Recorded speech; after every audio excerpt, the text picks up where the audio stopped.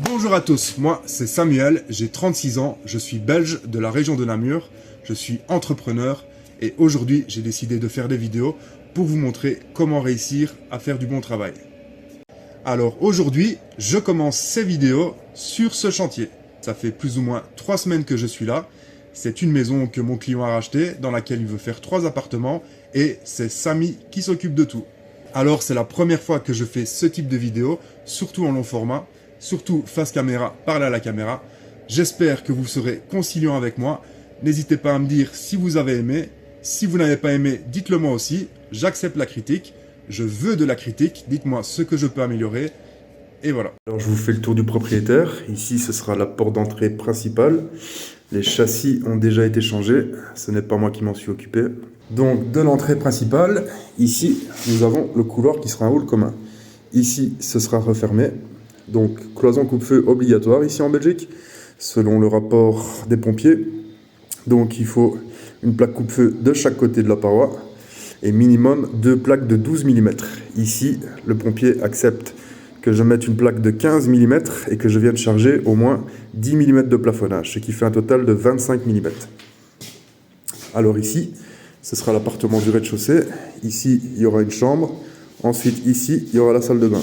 Je devrais faire une cloison comme ça, pour faire salle de bain avec WC, douche, lavabo. Ensuite, ici, ce sera fermé aussi, bien entendu, et la porte d'entrée de l'appartement du rez-de-chaussée se trouvera ici. Donc, bien entendu, porte coupe-feu. Alors ici, il y a encore le travail qui doit être fait, OSB, etc. J'ai déjà fait passer tous les tuyaux sanitaires, chauffage, ainsi que les évacuations. On verra plus tard tout cela. Alors ici, nous rentrons dans la cuisine. Alors ici, nous avons l'accès à la chambre dont j'ai parlé. Ensuite, l'appartement du rez-de-chaussée aura un jardin. Pour le moment, il y a un petit peu de bazar, mais c'est rien. Alors ici, un petit sas pour aller au jardin. Ici, nous aurons le salon. Donc dans cette pièce-ci.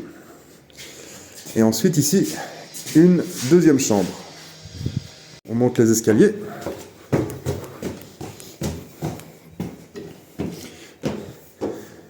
Pour arriver au premier étage. Ensuite, ici, ce sera fermé. Cloison coupe-feu, toujours. Et ici, porte d'entrée du deuxième appartement. Alors, l'appartement du premier étage, ce sera un petit appartement, une chambre. Alors ici, nous rentrons. Il y aura une cloison qui sera faite comme ceci, pour faire un petit hall d'entrée. Et alors, ici, nous rentrerons, nous irons dans la chambre. Ici, il y aura une salle de bain. Donc encore une cloison qui doit être faite comme ceci, comme ça, dans laquelle se trouvera lavabo et douche. Ici, il y aura la chaudière. Vu que c'est un petit appartement, on n'a pas su trouver d'autres endroits où la mettre avec une sortie directement ventouse pour la chaudière. Ça, ce sera beaucoup plus tard, l'installation de la chaudière dans mes vidéos, si vous aimez mes vidéos. Et alors, la chaudière sera refermée aussi par une petite cloison avec une porte. Le tout pour ne pas trop l'entendre et pour ne pas que ça fasse trop tâche dans la chambre simplement. Alors ici, on arrive dans le salon. On aura un beau grand salon. Ensuite ici, il y aura une cloison qui devrait être faite. Il y aura le WC. Et ensuite ici, la cuisine. Ensuite, on monte encore des escaliers. Et ici, il y aura toute une cloison qui va être faite. Cloison coupe-feu aussi, bien entendu, avec porte coupe-feu encore une fois. Et nous avons le dernier appartement. Alors ici, nous aurons la cuisine. Donc toujours avec un petit balcon. Les balcons ont été faits aussi, pas par moi. Mon client avait ses maçons. La chaudière sera là-bas dans le coin. Toute la cuisine sur ce mur-ci. Ensuite ici, nous aurons une belle grande salle de bain avec WC, lavabo, douche, sèche-serviette et la machine à laver ira ici. Ensuite, ici ce sera le salon, un beau grand salon. Et ensuite, le dernier appartement est un duplex sur 2 étages. Et ici, c'était un grand grenier et j'y ai fait 2 chambres. Donc les cloisons ont déjà été faites, on verra un peu plus tard dans la vidéo. Alors là, on va attaquer les tuyaux d'attente pour les radiateurs.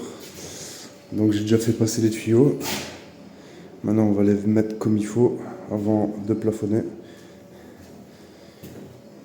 Si c'est pour le sanitaire, ce sera pour un lavabo. Donc on a déjà fait passer eau chaude, eau froide, ainsi que l'évacuation.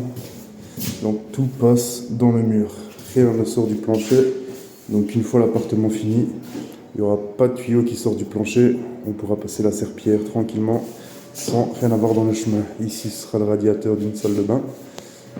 Donc le lavabo est ici. Et ici c'est la douche. Donc arrivée sanitaire.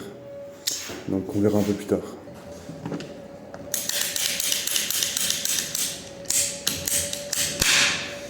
Donc, au retour d'un radiateur, il y a toujours deux tuyaux, un départ et un retour.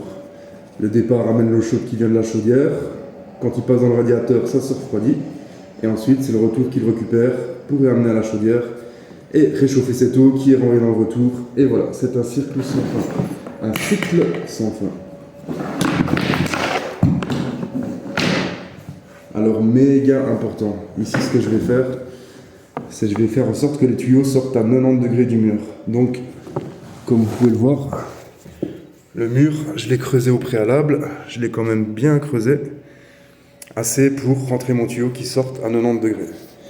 Et pour plier ce tuyau, obligatoirement mettre un ressort interne dans le tuyau.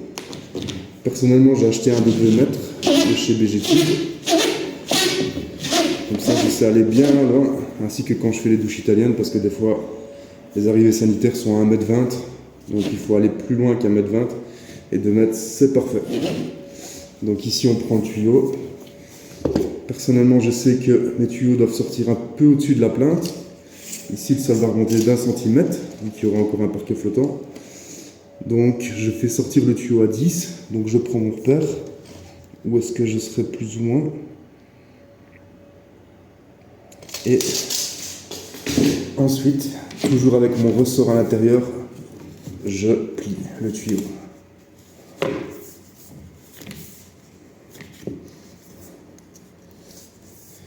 Vous pouvez le plier, mais attention de ne pas non plus trop le plier, même si le ressort est à l'intérieur.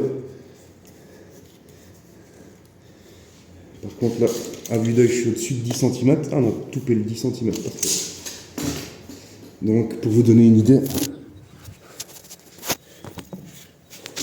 vous voyez comment le tuyau était quand je l'ai fait passer, et maintenant comment il est tout beau, tout propre. Donc la courbure, elle est courbée, mais elle n'est pas non plus à 90 degrés. Et voilà, donc quand le tuyau sortira du mur, on va le mettre ici, il sera bien à 90 degrés. Donc voilà. Celui-ci, je sais déjà bien qu'il est à bonne hauteur. Donc pour le second, c'est très facile. Vu que j'ai déjà l'autre qui me fait peur, je vais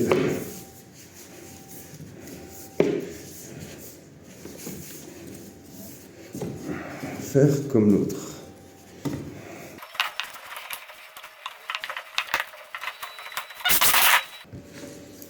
Ensuite, les morceaux que j'ai coupés, parce que ça dépasse beaucoup de trop, j'ai déjà découpé des morceaux sur lesquels, donc quand je fais passer les tuyaux, toujours mettre un scotch sur le bout pour éviter que les crasses ne rentrent dans les tuyaux pendant qu'on les fait passer, etc.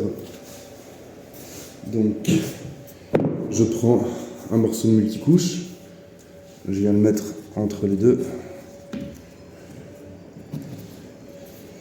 Si je fais ça, c'est parce que je sais bien quand dans mon kit de raccordement, donc le kit de raccordement, c'est ce qui vient en dessous du radiateur et qui fait le relais entre les tuyaux et le radiateur, ben, il y a l'épaisseur d'un tube multicouche d'espace. Donc ici, je viens faire ça. Donc attendez.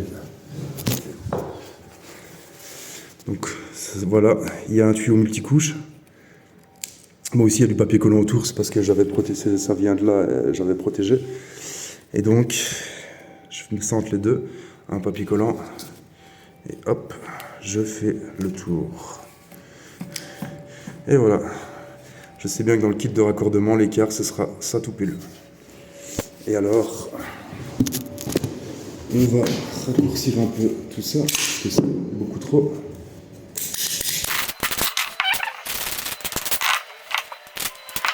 Ensuite, je viens reboucher les trous.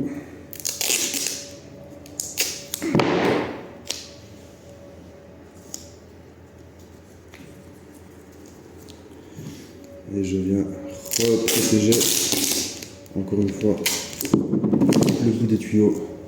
Éviter qu'il y ait plein de plafonnage dessus.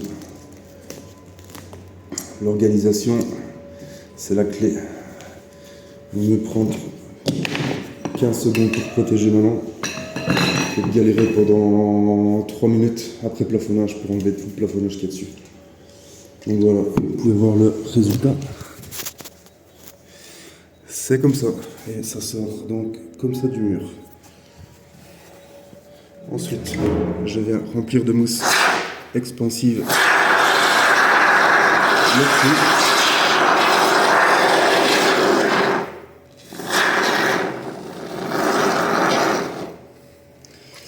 Et voilà, la sortie du radiateur est prête. Hop. Donc elle sera à 10 cm du sol. Donc je sais bien que mon parquet flottant va prendre 1 cm en plus. Donc il reste déjà plus que 9. Et ensuite ma plainte qui fait 7 cm va venir en dessous. C'est parfait, ça sortira 1 cm au-dessus de la plainte. Et le radiateur pourra venir se fixer dedans. Et donc ici, c'est l'endroit où sera la chaudière. Ici on a l'appartement du +1. Et pour toutes les chaudières ce sera pareil. Hein. Donc j'ai fait arriver tous les tuyaux ici. Aussi bien sanitaire que chauffage. Et à chaque fois, je me suis bien repéré. Encore une fois, l'organisation, c'est la clé. Tous les départs chauffage sortent des premiers trous. Tous les retours chauffage sortent des deuxièmes trous. Donc, j'ai directement noté, quand j'ai tiré les tuyaux, d'où ça venait. Donc, ici, c'est cuisine, celui de droite. Donc, je sais bien pour ma part que c'est le retour. Voilà, parce que, donc, il y a 2 tuyaux, départ-retour. Et moi, mes tuyaux, avec les radiateurs que je commande, je sais bien que quand la vanne est à droite, le départ est à gauche. Donc, je sais bien qu'à gauche sera le départ, à droite, le retour. Donc, par exemple, ici, c'est la chambre, ici. Donc, je sais que salon, salle de bain, chambre. Ouais, chambre. Je sais bien que ça c'est le retour de la chambre, donc le tuyau là-bas à droite. Et ici, le départ, chambre. Et donc c'est le tuyau de gauche là. Ici, je vais faire le radiateur de la salle de bain. Parce qu'ici, il y aura une cloison qui va être faite, donc pour séparer la salle de bain de la chambre. Et donc pareil ici, si je vais voir sur mes papiers, là-bas à la chaudière, je sais bien que ce sera salle de bain gauche et celui-là salle de bain droite. Et pareil pour mes tuyaux sanitaires. J'ai mis toutes les eaux froides sur cette rangée-là, la première, et les eaux chaudes sur la deuxième rangée. Et donc à chaque fois, la même chose ensemble. Donc ici on est sur cuisine froid. Donc le froid toujours à droite dans la cuisine. Mais ici c'est cuisine chaude. Et voilà. Donc travailler proprement ça coûte rien. Et donc cuisine. La cuisine de cet appartement-ci sera ici. Et voilà. Je sais bien que l'eau froide c'est celui de droite. L'eau chaude c'est celui de gauche. Alors vous vous demandez sûrement certains comment est-ce que j'ai fait pour passer les évacuations ainsi que les tuyaux sanitaires d'un étage à l'autre, sans passer par le sol, etc. Alors c'est très très simple. C'est grâce à ça. Donc vous prenez votre foreuse avec une longue mèche d'1 mètre. Et donc par exemple, quand le trou ici n'existait pas, donc il n'y avait encore rien de fait, mais je savais bien que j'allais avoir un lavabo qui allait aller là, ainsi que pour tous les trous que j'ai fait ça. Vous prenez votre foreuse avec une longue mèche et vous la mettez bien au coin du mur. Donc quand le trou n'existait pas ici, je l'avais mis au coin du mur là, je fais l'exemple ici. Et alors votre foreuse, vous allez la rapprocher le plus près possible du mur, mais pas contre le mur, parce qu'elle doit encore descendre de facilement 20-30 cm, l'épaisseur du plancher. Donc si je commence ici et que je descends, elle va vite frotter contre le mur. Donc je l'écarte juste légèrement. Ça, avec l'expérience, je sais bien que c'est plus ou moins ça pour traverser ça. Et quand elle sera descendue de 20-30 cm, je sais bien qu'elle va se retrouver plus près du mur, plus ou moins à ce niveau-là. Et alors, pour exemple, pour le mur ici, quand j'ai commencé, donc j'ai d'abord fait avec la mèche, comme ça, je voyais où ça se passe, l'étage en bas, où ça tombait, et j'ai vu que ça tombait ici. Et alors, normalement, ouais, on peut même encore voir les traces de la mèche ici. Ouais, ça fait la mise au point sur mon doigt. Mais... donc vraiment, les traces de la mèche ici. Donc ma mèche dépassait d'un étage à l'autre. Maintenant, des fois, c'est difficile, hein. Donc on fait traverser d'un étage à l'autre et malgré ça, on ne voit pas la mèche parce qu'elle est trop en oblique et elle est dans le mur. Alors là, ce que je fais, c'est que je mesure à combien est ma mèche de là, par exemple, jusque ici, à l'étage au-dessus. On va dire que de là à là, j'ai, je sais pas moi, 1,60 m. Puis je reviens en bas, je mesure de là à là 1,60 m. Puis ici, j'attaque au burin. J'attaque au burin, jusqu'au moment où je vois ma mèche que j'ai laissée dans le mur. Donc avec la burineuse. Bien entendu, j'ai plusieurs burineuses, donc je laisse la foreuse avec la mèche dedans, puis je viens buriner, je trouve la mèche et je sais que c'est là. Une fois que la mèche est passée des deux côtés, ou alors qu'on l'a trouvée de ce côté-là, bah c'est très simple, hein. On vient buriner. Assez profond, quand il y a des évacuations qui passent. Ici, c'est que des tuyaux d'eau, ça va. Mais quand c'est des évacuations qui passent, il faut creuser de minimum 50 cm. Donc il faut avoir un bon burin. Et même des fois, il faut avoir un burin long sur sa burineuse. Donc un burin long comme celui-ci. Donc c'est un burin de 60 cm. Et avec ça, je sais bien que je peux creuser. Et ma machine est toujours en dehors du sol, du mur. Et donc voilà, il faut creuser tout ça. Ça prend du temps, mais au moins c'est propre. On n'a pas des tuyaux qui sortent du sol, au milieu comme ça. Donc ça, c'est vraiment faire les sanitaires dans les règles de l'art. Aussi, tirer un tuyau pour une arrivée sanitaire, c'est comme ça que c'est fait le sanitaire dans les règles de l'art. Parce que beaucoup tirent un tuyau principal, puis mettent des T en faux plafond, en chape, dans les murs. Et c'est vraiment pas la solution de mettre des T en chape dans les murs. Moi, aucun raccord n'est fait dans les faux plafonds, nulle part. Tout partira d'ici par collector. Donc ça, je pourrais vous montrer par la suite. Et pour la petite astuce de la mèche, donc on passe d'un étage à l'autre, c'est comme ça aussi qu'on fait pour l'électricité. Donc par exemple, quand on va d'un interrupteur pour une lampe et qu'on a des ourdis et qu'on doit traverser l'ourdi, nouvelle construction, ici c'est pas le cas, c'est du bois pour cet hachis. Eh ben c'est très simple, on met la mèche aussi dans le mur. Si c'est du béton, il faut d'abord creuser un peu le béton, puis que la mèche rentre dans le mur, donc qu'elle ne sorte pas du mur quand on voit le mur comme ça. Et vous allez avec la mèche, vous traversez jusqu'à l'étage au-dessus. Peut-être que vous ne verrez pas la mèche, donc vous pouvez utiliser la technique de partir du mur là jusqu'à la mèche. On calcule, il y a 95 par exemple. On va à l'étage au-dessus, on reprend le mur, on calcule 95, on tape le mur, on trouve la mèche, hop. Après notre câble électrique, c'est passé, faire un tout droit. Bien entendu, il faut que la mèche ait le bon diamètre pour que le câble passe. Donc ici, dans plus ou moins tous les appartements, il y aura des faux plafonds coupe-feu. Donc vous pouvez voir que je fais passer tous mes tuyaux de sanitaire ainsi que tous mes tuyaux de chauffage nus. Donc c'est du multicouche nu, sans gaine, sans isolant. Ça n'a aucune importance vu qu'on sera à l'intérieur, ce sera dans des faux plafonds. Pas nécessairement besoin d'être isolé. Et j'ai tout regroupé ensemble, ce qui fait qu'ils resteront bien tous chauds ensemble. Les tuyaux sanitaires chauds passent aussi dedans. Et Par exemple, donc ça c'est pour l'appartement du dessus, et ça arrive à la chaudière au-dessus.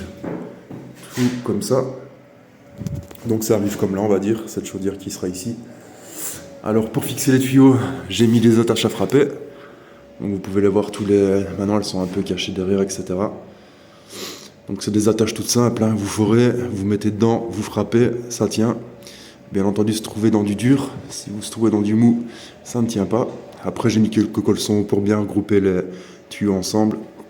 Mais par exemple, pour les eaux froides qui doivent rester froides, je ne les fais pas passer dans tout ceci, parce que sinon l'eau va arriver chaude alors qu'elle doit arriver froide. Donc par exemple pour le lavabo de la salle de bain du dessus, le tuyau, au lieu de partir avec tous, donc ici il y a 2 tuyaux qui montent ici, ce sera pour la cuisine, et puis il y a un tuyau qui part tout seul par là, comme tous les autres partent, mais je ne l'ai pas fait passer avec tous. Donc c'est pour le lavabo de la salle de bain, et je l'ai fait passer à part, comme ça l'eau froide du lavabo arrive bien froide et pas chaude ni tiède.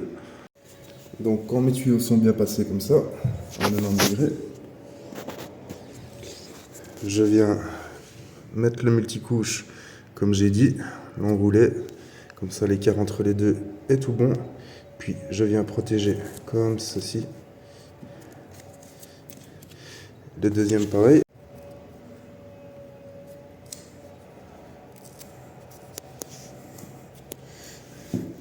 Et ensuite, je protège une dernière fois le tout du plafonnage.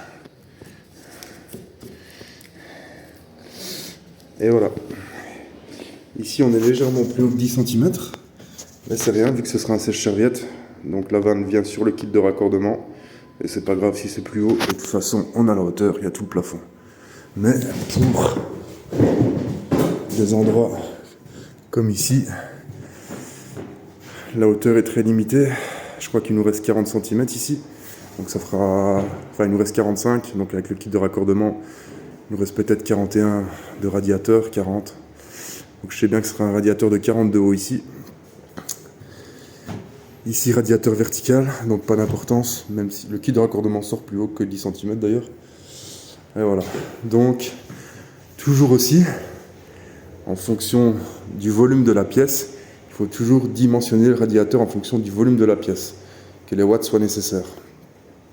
Pour une maison comme ici, qui sera pas trop mal isolée, le toit déjà bien isolé et tout ça, je compte plus ou moins 50 watts par mètre cube. Donc s'il y a 100 mètres cubes, il faut 50 watts par mètre cube, ça fait un radiateur de 5000 watts. Donc ça, chez votre fournisseur, vous saurez. Donc vous savez bien qu'il vous faut un 40 de haut. Après, il vous faudra un 1,20 m de large, on va dire. Donc 40 sur 1,20 m. Et après, vous saurez s'il vous faut un élément, 2 éléments ou 3 éléments. Donc ici, ça sent, à mon avis, le 1,20 m sur 40 sur 3 éléments, s'il faut 5000 watts par exemple. Alors pour la partie évacuation. Les évacuations, c'est quand même quelque chose d'assez important parce qu'il doit toujours y avoir une pente dans le tuyau. Donc déjà pour les évacuations, vous pouvez constater que j'ai travaillé au maximum avec des coudes à 45 degrés. Donc mieux vaut 2 coudes de 45 plutôt qu'un coude de 90. Ici vous pouvez voir encore un coude de 45, 2 coudes de 45 au lieu d'un coude de 90 degrés. Et alors, ceci, un laser 360, ce sera votre meilleur ami pour tous les travaux que vous pourrez faire dans votre maison, si bien le carrelage, faux plafond, évacuation, cloison, tout. Bien sûr, il faut prendre la 360, essayer de prendre une ligne verte. La ligne verte, en général, sont plus puissants et beaucoup plus visibles. Et alors, il y a encore d'autres lasers. Voilà. Alors pour ici, c'est ce qui nous intéresse. Vous pouvez voir que le laser tombe sur le point là. Bon, bien entendu, j'ai déjà fait les évacuations, c'est juste pour vous expliquer. Pour des tuyaux traditionnels, ce qui est cuisine, salle de bain, pas WC. WC, c'est encore une règle différente. il faut toujours respecter 1 cm, 1 cm et demi par mètre. Donc c'est très simple, hein. Ici, mon laser, il tombe tout pile au milieu de cette attache-là. Donc je sais bien que 1 mètre plus loin, donc on est plus ou moins ici, on va dire, eh ben je dois tomber 1 cm plus bas pour avoir une pente de 1 cm par mètre. Ou 1,5 cm que j'ai fait, je ne sais plus. Et voilà, comme ça vous savez que...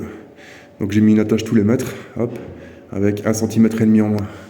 Ensuite ici la prochaine, encore 1,5 cm en moins. Puis ici, encore plus bas. Voilà, la ligne, le laser n'est même plus sur l'évacuation Geberit. Donc encore 1,5 cm plus bas. Hop, ici on est 1,50 m plus loin. Ben, j'ai peut-être fait 2 cm plus bas. La pente reste toujours la même. Ne pas faire une pente trop grande, surtout pour les WC.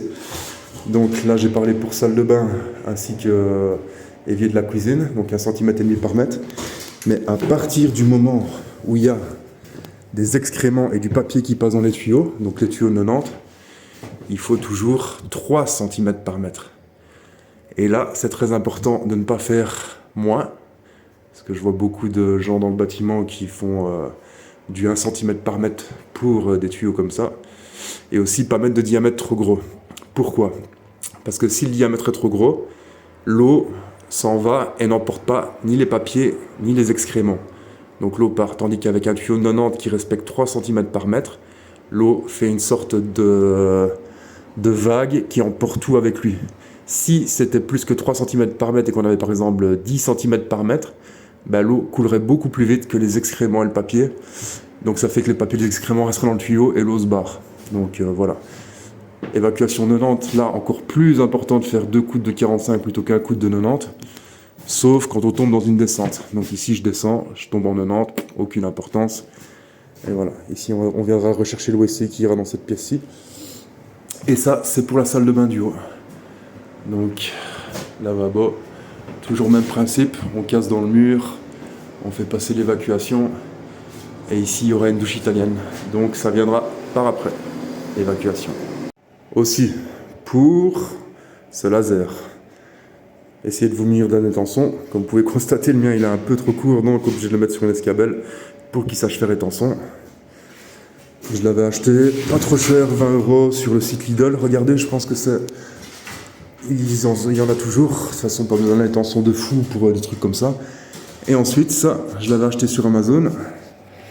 Ben, c'est un pied qui vient se serrer sur différents cylindres, peu importe, avec ici un filet qui sait venir chercher mon laser. Je crois que c'était du 1/4, donc je sais aussi bien venir chercher mon laser au-dessus que en dessous, le filet ici. Le laser aussi, hein, je crois que je l'avais acheté sur Amazon, 150 €. Ça, munissez-vous-en d'un, parce que c'est vraiment super important, encore plus important qu'une visseuse, foreuse, tout. C'est limite une des premières choses à s'outiller quand on commence dans le bâtiment. Donc ici, nous sommes dans les 2 chambres du dernier appartement. Donc les 2 chambres se trouvent dans le toit. C'était un grenier que j'ai transformé en 2 chambres. Donc cloison en bois et OSB au sol. Bon, OSB au sol, je vais pas trop vous expliquer comment est-ce qu'on met de l'OSB. Toujours bien les empiler, bien sûr. Toujours bien laisser la languette. Parce que j'en vois de certains qui coupent la languette. C'est très important pour que l'OSB soit solidifié sur toute la longueur, on va dire. Et voilà, encore une fois, le laser sera votre meilleur ami pour les cloisons.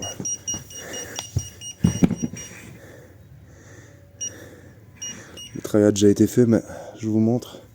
Donc là, je place le laser plus ou moins contre la cloison. Donc on voit comme ça, j'ai su faire ma cloison bien droite partout, ainsi que reprendre celle du dessus, la mettre pile de niveau sur toute sa longueur. Donc comme ça, on est sûr qu'on est bon. Et voilà.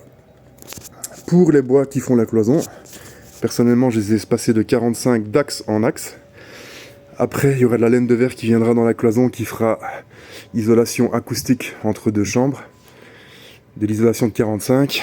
donc elle viendra se mettre à serrage dans du 40. Ça peut passer du 45 de largeur dans du 40 en laine de verre.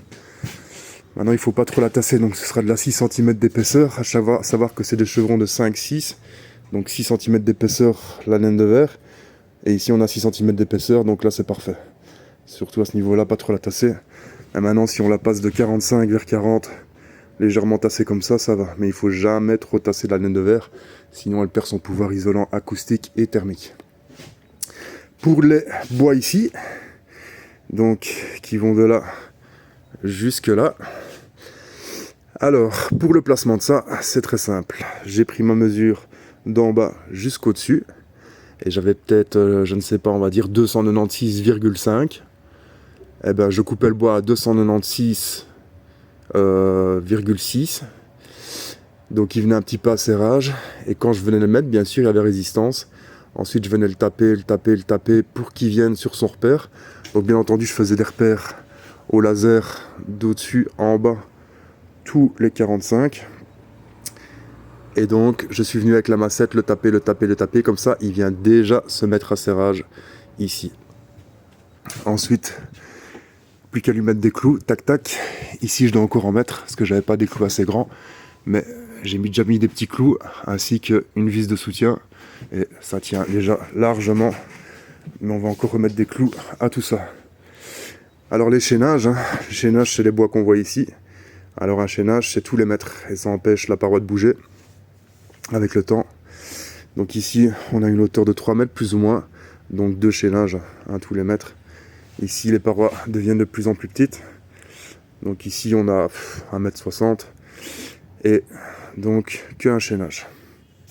Alors petite astuce pour tous les bois qui viennent se fixer sur du biais comme ça. Alors moi personnellement ce que je fais, je demande à mon fournisseur qui me coupe un bois en longueur comme ça sur du 45. Enfin ici c'était pas 45, c'était 37 je crois, un truc comme ça. Mais seulement mon fournisseur avait sa scie en panne. Donc qu'est-ce que j'ai fait? J'ai pris des chevrons et j'ai d'abord mis un morceau de chevron coupé au bon angle qui revient sur du 90 degrés par rapport au sol. Et alors je les ai placés avec le laser, et avec le laser je savais bien qu'à chaque fois je devais venir à ras. Donc voilà, maintenant avec l'isolant qui est passé devant, c'est plus trop à ras, mais c'est toujours bon. Tuyaux de radiateur qui sortent. J'ai déjà fait un repère pour les bois sur lesquels je pourrais venir fixer le radiateur, parce qu'ici il n'y aura qu'une plaque de J-Broc. Donc le radiateur on va essayer de venir le fixer dans un bois, ainsi qu'un trait ici. Donc je sais bien que le trait là, de niveau, j'aurai un bois pour venir fixer mes attaches de radiateur. Et donc j'ai coupé les bois ici pour que ça vienne rattraper l'angle ici sur du plat. Et grâce au laser, j'ai pu venir à chaque fois mettre mes bois bons, que tout soit bien droit. Et voilà, donc après il n'y a plus qu'à mesurer de en bas jusqu'au dessus combien ce qu'il y a. Je remets 1 mm en plus, je viens mettre à serrage, puis tac tac, je viens lui mettre des clous. Ici j'ai mis des petits clous, je devrais encore lui remettre des plus grands clous que je n'avais pas, ma cloueuse qui est tombée en panne, donc j'en ai commandé une nouvelle. Et voilà. Donc ici pareil, pour tout le plat qu'il y a ici, j'ai coupé des bois à 37 degrés pour venir rattraper l'angle. Vous pouvez le voir là, il y en a encore une autre là, il y en a une à chaque bois, encore une ici. Donc pour venir rattraper l'angle, pour revenir sur du 90 degrés, donc parallèle par rapport au sol. Et ensuite j'ai pu venir fixer mon bois sur du plat, parce que j'ai su rattraper l'angle grâce à mes chutes de chevron. Alors ici on va attaquer le sanitaire, et nous allons installer les culasses sur les tuyaux que j'ai déjà fait passer. Donc bien entendu, quand j'ai fait mes saignées, j'ai bien regardé à ce que ma culasse rentrait bien dedans. Elle ressort un tout petit peu du mur, et c'est fait exprès. Vous allez comprendre pourquoi. Donc tout d'abord, je vais préparer les tuyaux là. Alors pour ça, on va commencer par enlever toujours les petits scotch que j'ai mis pour faire passer les tuyaux par les trous, par partout, pour éviter que des crasses ne rentrent dedans.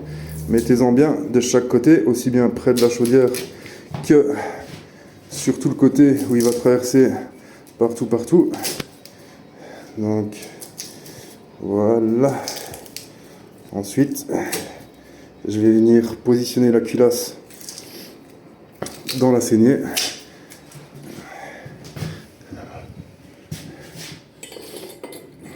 Voir où ça tombe. Alors ici, salle de bain, il y a encore une membrane de solidification qui doit venir, ainsi que du carrelage par-dessus. Donc on va encore gagner facilement 2 cm, en sachant qu'ici il y aura bac de douche, donc ce sera membrane de solidification plus bac de douche, donc ce sera au moins 4 cm qui va surélever.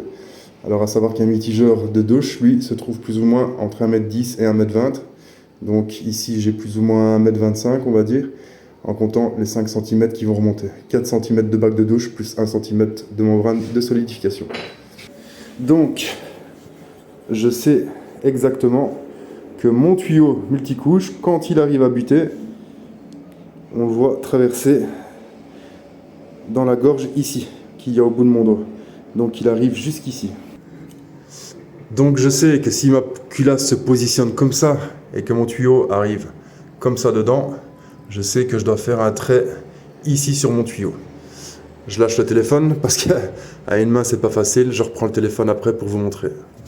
Donc voilà, ici j'ai fait mon trait au marqueur, donc avec mes 2 mains, et je sais bien que le trait va venir lui dans la gorge qu'on voit ici, plus ou moins à ce niveau-là. Donc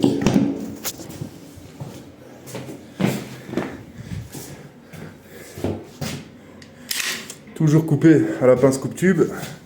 Donc on vient présenter la lame ici sur le repère et on engage en laissant bien la lame sur le repère et je viens couper. Ensuite, très important,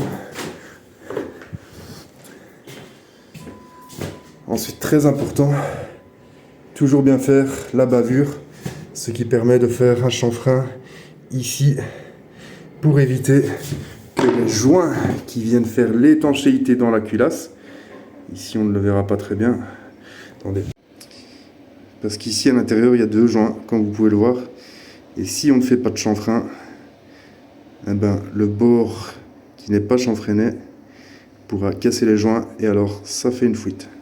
Donc on prend notre ébavureur,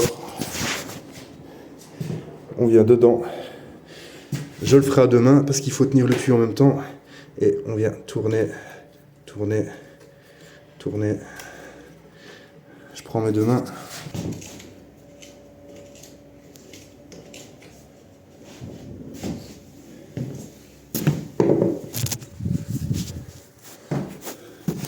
Voilà, maintenant, je ne sais pas si c'est bien visible à la caméra, mais on voit qu'il y a un chanfrein qui a été fait, donc pas de risque d'abîmer le joint. Étape très importante, parce qu'il y a même des professionnels qui utilisent des écarteurs et pas des chanfreineurs, et un écarteur ne vient pas chanfreiner le coin, et ça peut toujours abîmer la culasse, les joints de la culasse, pardon. Ensuite, on vient mettre la culasse dedans, je vais le faire à 2 mains.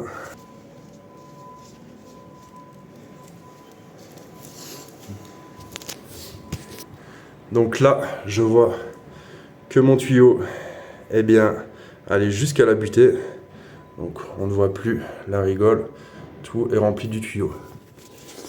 Ensuite, je viens positionner la culasse dans son trou. Je pourrais déjà sertir peut-être celle-là. Je vais la sertir d'ailleurs. Donc pour sertir une sertisseuse, bon, c'est un outil qui coûte assez cher. Si vous ne faites pas du chauffage sanitaire tous les jours, c'est un petit peu compliqué, mais s'il vous plaît, prenez toujours des culasses à sertir, jamais des mécaniques ou autres systèmes. Donc toujours sertir, vous pourrez préparer tout vos sertissages comme ça, puis vous pourrez aller louer une sertisseuse pour une journée, et vous faites tous vos sertissages à la maison, et voilà. Louer une sertisseuse, ça coûtera peut-être 50 €, et au moins vous êtes sûr que vous avez des raccords à sertir pour faire le reste, quoi. Donc je viens sertir ma culasse. Donc pour ça, il faut bien que la première gorge de ma mâchoire, donc ici c'est du multicouche de 16, donc mâchoire de 16. Il y a bien sûr plein d'autres mâchoires ici, pour de l'Alpex 20, multicouche 20, multicouche 26, ainsi que pour du cuivre ou de l'électrozingué. Mais ici on est sur du multicouche 16, mâchoire de 16, parce que raccord de 16. Donc la première gorge de la mâchoire, désolé mais une main, c'est pas facile. La première gorge de la mâchoire, on viendra la mettre dans l'anneau. Voilà. Ici, je sais que ma gorge est bien dans l'anneau. Et ensuite, je sertis.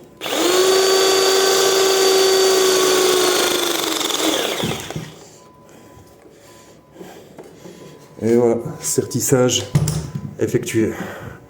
On le voit au raccord d'ailleurs, c'est comme ça qu'on sait si c'est serti ou pas, parce que des fois on peut oublier.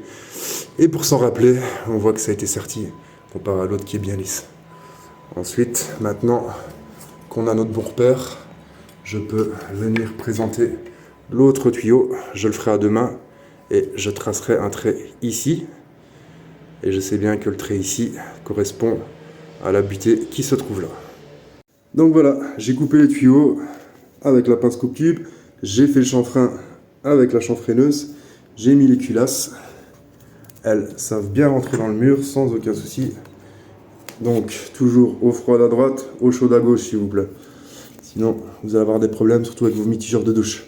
Donc voilà, ça sortira légèrement du mur et c'est parfait, c'est ce que je veux. Donc on va sertir tout ça. Alors ouais, pour les ressertir, je les réécarte un peu du mur, parce que ma sertisseuse n'arrivera pas à aller dans le mur. Donc là, je sors du mur. Ainsi que pour l'autre, hop, tac, et je vais venir sertir tout ça.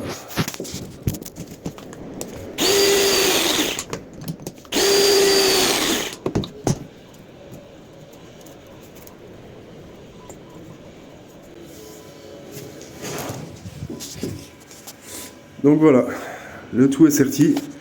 Je sais bien que j'aurai plus ou moins 1 cm de plafonnage maximum qui viendra sur le mur. Et elles ressortent de plus qu'1 cm, donc ça sortira toujours du mur. Ici ce sera un lavabo de salle de bain, c'est parfait. Il y aura encore des petits robinets chauds qui viendront après plafonnage pour venir raccorder le mitigeur de la salle de bain. Tout est bon. Pour faire joli, si on veut, on pourra un peu l'égaliser. Ça c'est après, quand on viendra les fixer avec le perle fixe. Et voilà, j'ai déjà fait les deux appartes. En sachant que celui du rez-de-chaussée, je le ferai par après, parce que j'ai décidé de le faire par après. Donc j'ai pas encore passé les tuyaux, pas grand chose, je dois encore faire plein de carottage, etc. Ça sera dans d'autres vidéos, si cela vous intéresse. Hop. Donc ici j'ai dû recasser un peu le mur, hein, parce que les culasses étaient un petit peu trop près à mon goût de l'évacuation, donc je les ai un peu écartés, ça venait trop près. Surtout qu'ici, ce sera un robinet Shell triple. Ouais, donc pour les cuisines, pour toutes les cuisines on va dire, il y a une arrivée d'eau froide pour deux appareils. Deux appareils entre guillemets.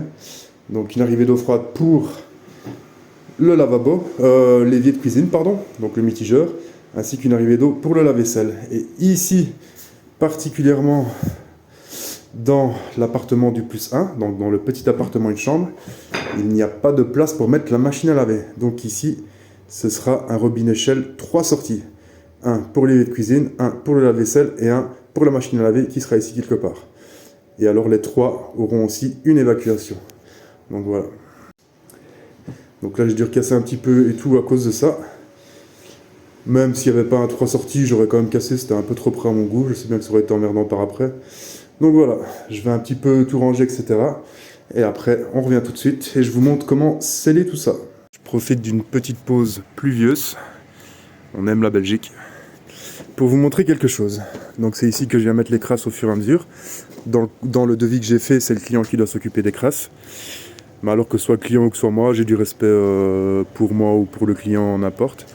Donc vous dites, c'est un fameux bordel ici. Hein, et ben pourtant, tout est bien organisé. Parce qu'au parc à containers chez nous, ils sont très exigeants. Si vous mettez du plastique avec les bois, vous vous faites taper sur les doigts. Donc l'organisation, c'est la clé de la réussite.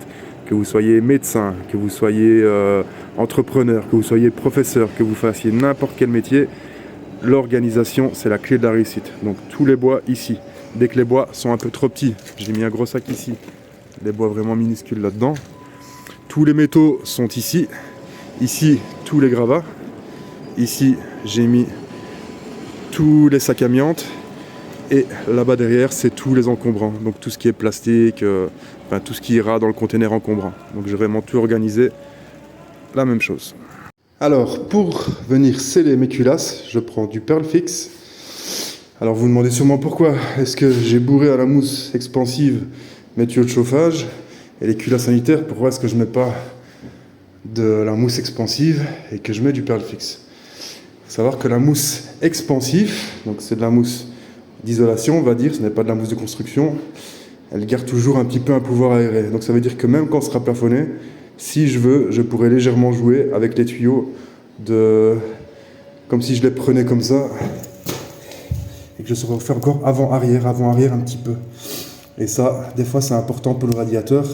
Quand on vient couper trop court et que ça ne rentre pas dans le kit de raccordement, on sait encore venir tirer un peu dessus pour gagner un peu de jeu. Donc voilà, simplement pour ça. Et aussi les culasses sanitaires, ça doit être fixé comme il faut, bien dur. Faut pas que ça fasse, une fois que c'est plafonné, qu'on sache jouer avec. Tandis que ceux de chauffage, c'est même bien de pouvoir jouer avec. Alors pour les culasses sanitaires, hop, je prends des bouchons. Vous pouvez trouver ça chez le fournisseur. Donc c'est du demi, parce que c'est du demi les culasses bien entendu. Et on va venir mettre des bouchons sur toutes les culasses. Bon, à une main, c'est pas évident. Voilà, toutes les culasses vont être équipées de bouchons comme ça, et elles ne seront enlevées seulement que après plafonnage. Bon, alors ici, bon exemple de ce que vous pouvez avoir qui va vous causer des ennuis, c'est que les tuyaux viennent naturellement préfèrent sortir beaucoup trop la culasse. Donc, il n'y a rien à faire. Donc, ce qu'on pourrait faire, c'est mettre une attache à frapper, comme j'ai mis tout là, venir la mettre ici et tenir comme ça. Mais je ne me prends pas la tête, je prends une vis que je viens visser.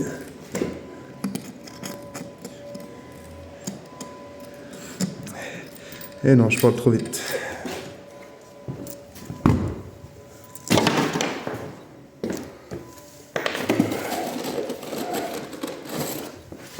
Donc voilà, la vis est engagée dans le mur. La culasse ressort encore beaucoup trop, bien sûr. Donc ici, par exemple, je sais bien que le mur va être replafonné.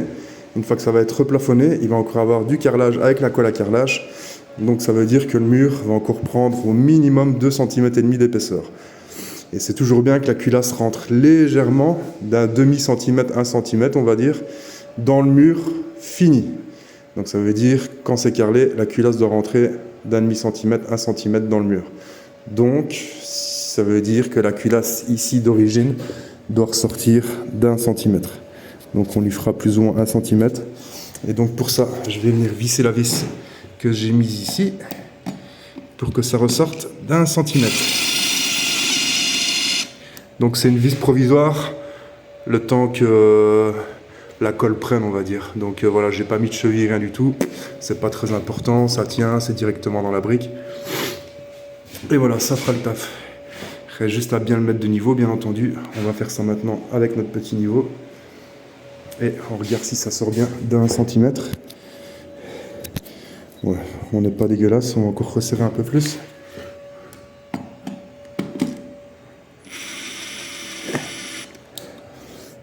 Voilà, là je pense qu'on est bon. Donc maintenant, on prend le niveau qu'on va venir mettre dessus. Et ensuite, hop, je vais essayer de se retenir comme ça. Donc voilà, ici on vient mettre deux niveaux. On joue un peu sur les tuyaux. Donc voilà, on est bien de niveau. Et ce qui est important aussi, c'est qu'ils sortent bien à 90 degrés du mur. Je vais enlever ça. Donc là, on est pas mal du tout. J'y suis arrivé à l'œil, mais si vous n'y arrivez pas à l'œil, utilisez une équerre ou il y a des systèmes qu'on peut venir mettre fixés sur la culasse et ça fait un niveau comme ça, plus le niveau comme ça. Donc ici, je regarde que ce soit bien niveau comme ça. Donc que les culasses ne sortent pas en l'air ni vers le bas. Ça sort bien perpendiculaire par rapport au mur. Et c'est bien de niveau. Donc là, on est magnifique. Donc pour venir sceller tout ça, on utilisera du Pearl Fix. On peut utiliser aussi du Gold Band, même de la colle à carrelage, tout ce que vous voulez. Moi, il me restait ça de stock, je prends ça. Prendre 2 seaux, un seau rempli d'eau, un deuxième seau dans lequel j'ai mis un petit peu d'eau. Commencer avec un petit peu d'eau. Et nous allons essayer de faire un mélange assez épais. Vous allez comprendre pourquoi. Donc voilà, je sais déjà bien à vue d'œil que j'ai mis trop de Pearl Fix pour l'eau qu'il y a. Mais il vaut mieux ça que le contraire. Donc d'avoir mis trop d'eau et puis de devoir remettre du Pearl Fix. Donc voilà, je mélange. Hop, il n'y a déjà plus rien. C'est encore tout poussiéreux. Donc il faut rajouter de l'eau. On va essayer de faire ça une main. Bon, c'est encore beaucoup trop poussiéreux. Je vais faire ça à 2 mains. Donc voilà, le mélange est fait un petit peu trop difficile pour le faire à la main. Donc on a sorti le mélangeur et on va mélanger tout ça. Mais à vue d'œil, je dirais que maintenant, il y a trop d'eau pour le Pearl Fix qu'il y a. Donc on va peut-être devoir remettre un peu de Pearl Fix. On verra ça après avoir mélangé.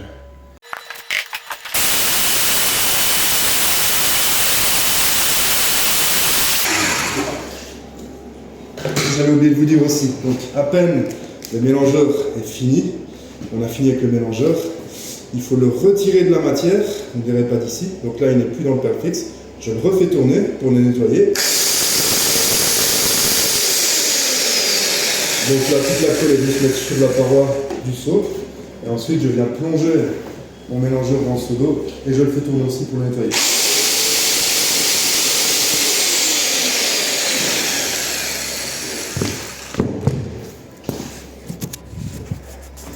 Voilà la consistance, en sachant que c'est encore beaucoup trop liquide pour ce que je veux faire.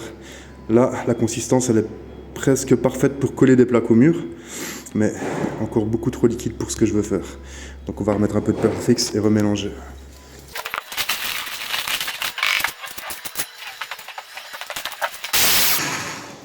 Donc là, je commence à basse vitesse pour pas me faire trop de poussière.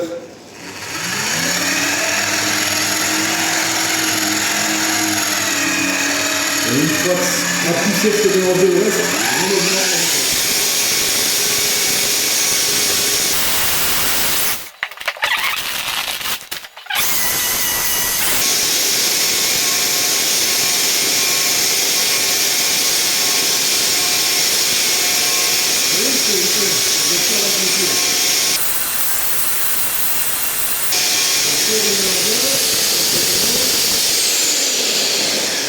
Ensuite, je le mets dans l'eau.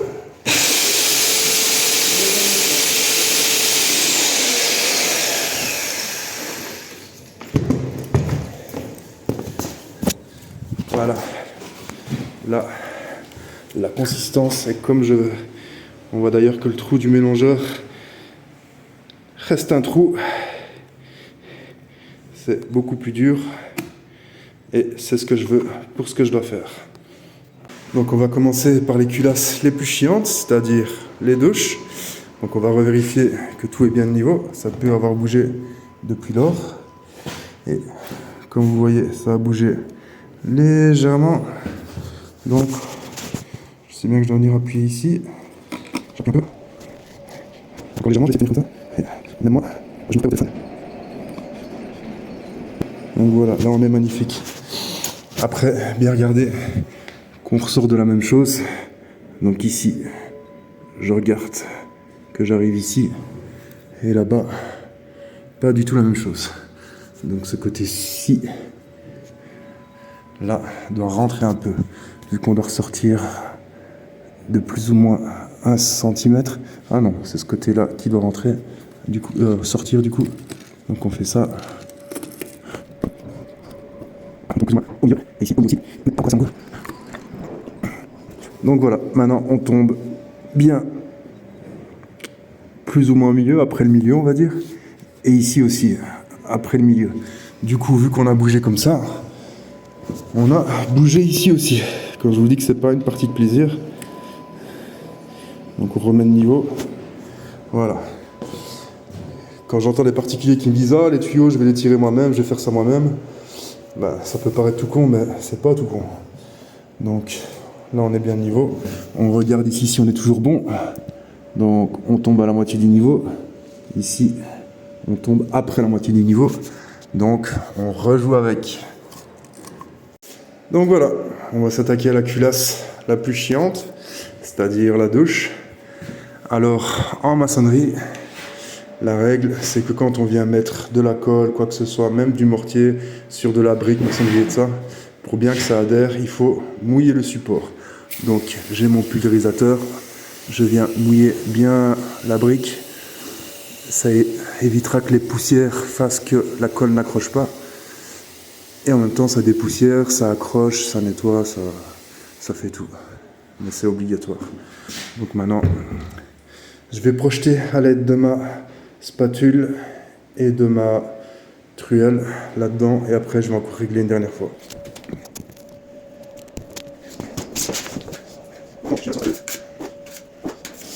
Faire attention, j'ai oublié de le dire, c'est que ceci, normalement, il ne faut pas faire des trop gros mélanges parce que ça prend assez vite. Donc, et même quand ça prend, vous pouvez mouiller, mélanger, ça continue quand même à prendre. Donc, genre là, j'ai fait un trop gros mélange, je pense, et on va essayer de se dépêcher.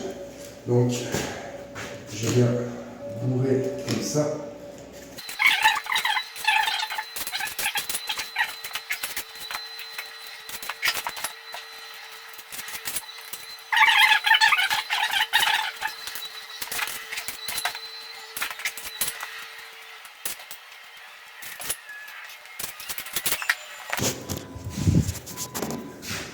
Donc voilà, ça se passe plus ou moins comme ça. C'est suffisant pour la faire tenir. Je rappelle bien, là c'est pour la faire tenir. Rien n'est rempli. C'est vraiment juste histoire de la faire tenir. Pour la remplir comme il faut, on fera tout ça après quand tout sera bien scellé. Mais là le but c'est de les sceller. Pour ici ce sera un peu moins important, mais ici il faut tout bien remettre de niveau, etc. etc. Donc on va pas faire le bourrin, parce qu'on doit revenir mettre le niveau dessus pour regarder si c'est bien équilibré et tout. Et si je commence à bourrer, le niveau va aller dans la colle fraîche, etc. Donc voilà, c'est pas top. Donc je viens remettre le niveau dessus, voir si tout est bon.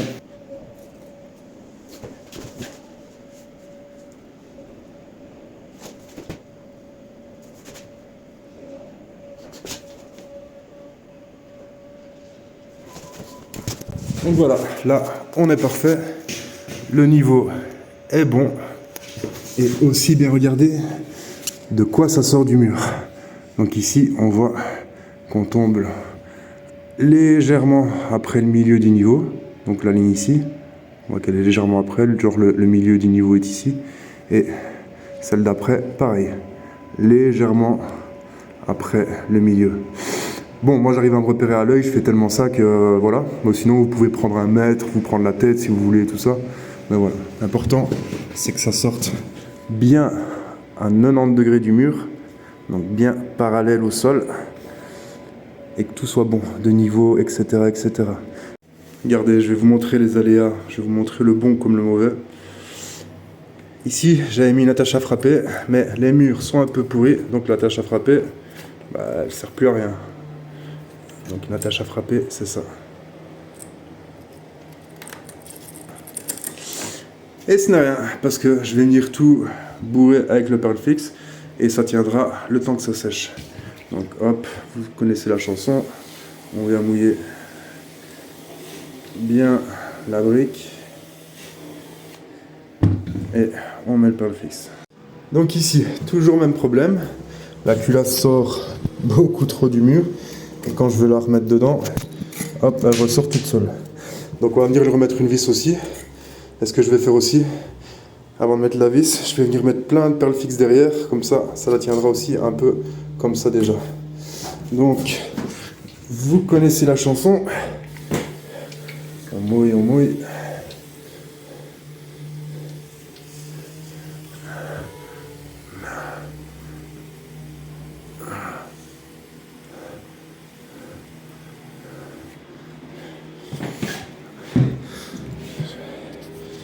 Je vais essayer de faire ça pour qu'on voit.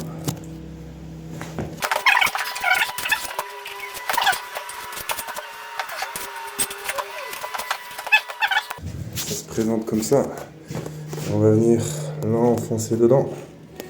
Comme ça, le perle fixe prend un peu dedans derrière, ce qui est difficile de le bourrer par après. Là, on voit bien que le perle fixe n'est pas assez suffisant. Donc on va venir mettre une gentille vis ici pour que ça le maintienne le temps que ça prenne. Donc je rappelle, hein, je mets la vis comme ça, même dans la brique, sans cheville, sans préforé, sans rien. C'est juste le temps de faire tenir le perle fixe. Perle fixe. On vient présenter le niveau. Ici. Oui, alors ici, il y aura une plaque de plafonnage, plus carrelage. Donc il faut que ça ressorte un peu plus que l'autre. Et alors ici, je viens me mettre de niveau, je suis bon. Et ici, on ressort de la même chose, c'est magnifique.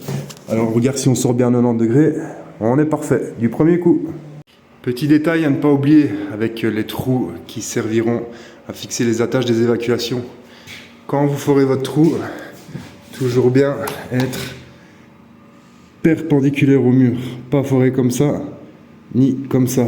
Essayez d'être toujours perpendiculaire par rapport au mur. Donc ici, vous allez forer un certain endroit. Et ici, 1 mètre plus loin, on va forer 1,5 cm plus bas.